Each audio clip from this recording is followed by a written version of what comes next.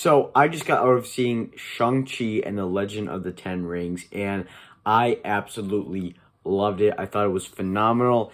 Definitely my favorite movie of 2021 so far. I really enjoyed it. And today I thought I would rank all 14 characters in Shang-Chi from worst to best.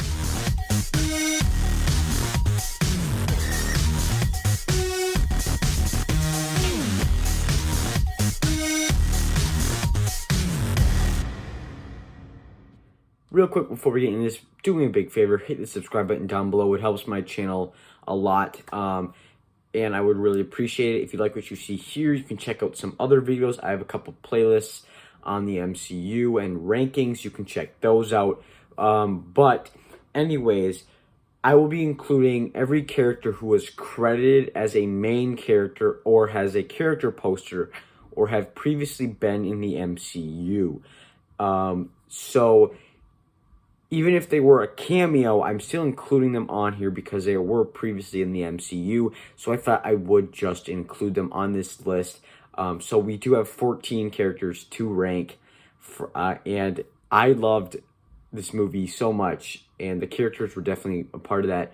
But I've done enough talking. Let's get in 14th place is Death Dealer. A total waste of a character that looks super cool.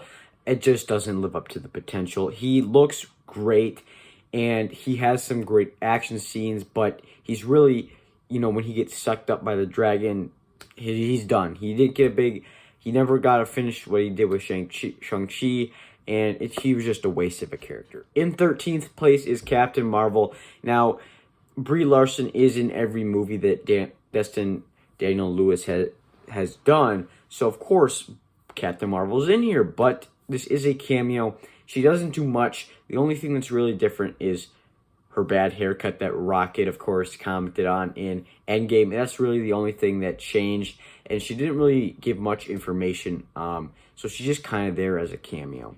In 12th place, I have Abomination. Now, everybody was getting really hyped up about Abomination from the trailers. But in the actual movie itself, he's not in it much.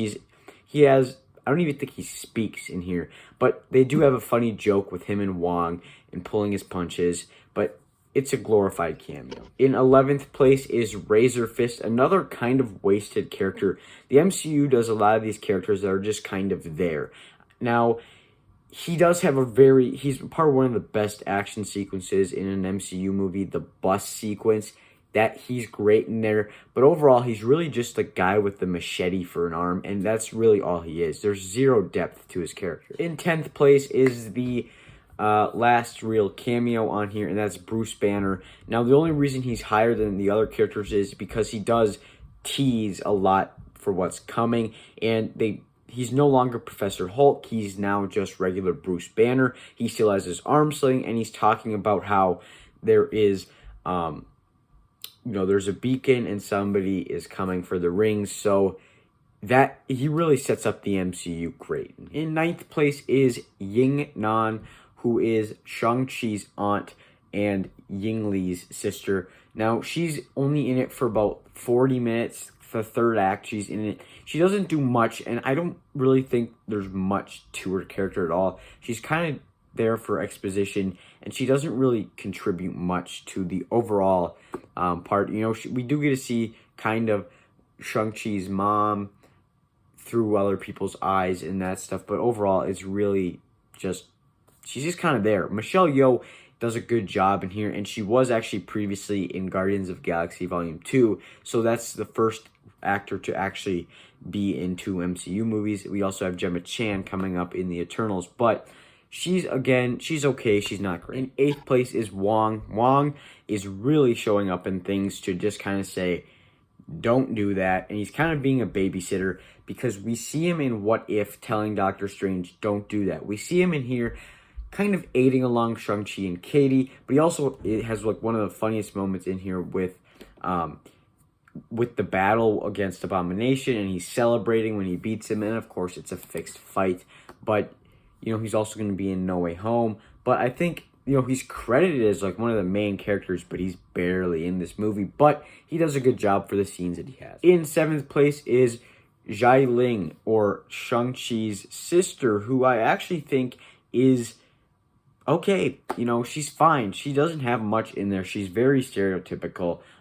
She has nothing to do. She's just kind of there to be Shang-Chi's sister and kind of have a piece of the puzzle for the Mandarin, or when you know, she's there. She's not, I didn't really like her character all that much. In sixth place is Morris.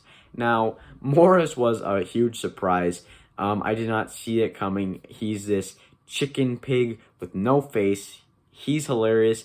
His interactions with Trevor Slattery are some of the funniest parts of the movie, like the 19%, or just when Trevor is playing dead. He's hilarious in here. He's not in it much, but I do feel like he adds great comic relief to the movie. In fifth place is Ying Naan. She is the mother of Shang-Chi and Ling, and the wife of Wen Yu. She is really a integral part of the movie. Now, we don't get any present day scenes with her, but we do get to see a lot of her character through flashbacks. And what they do with, you know, Shang-Chi witnessing his mom being killed, I think is great. I think it's beautiful what they did with that. It's really well done, and she really is a big part of the movie, even though she's not in the main story. In fourth place is Trevor Slattery. Now, he is absolutely hilarious. This was spoiled for me. I didn't know he was going to be in here, but holy crap was he funny. The whole Planet of the Apes thing was hilarious. The playing dead, he was hilarious in here.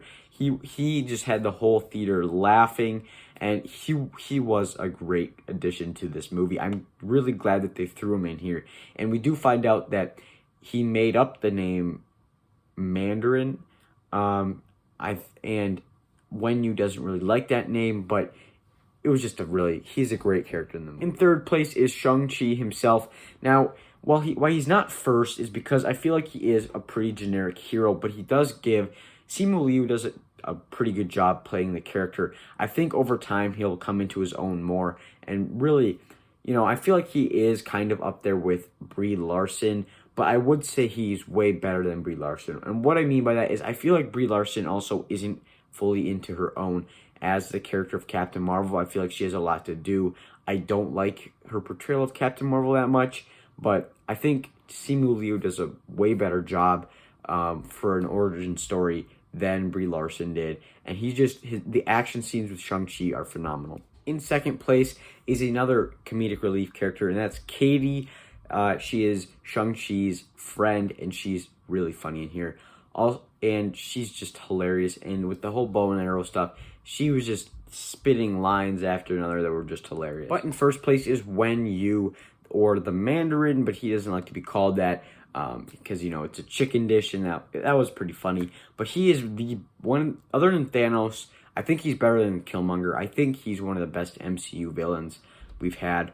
And he's really great in here. He is phenomenal. He's not really truly evil. The rings have corrupted him.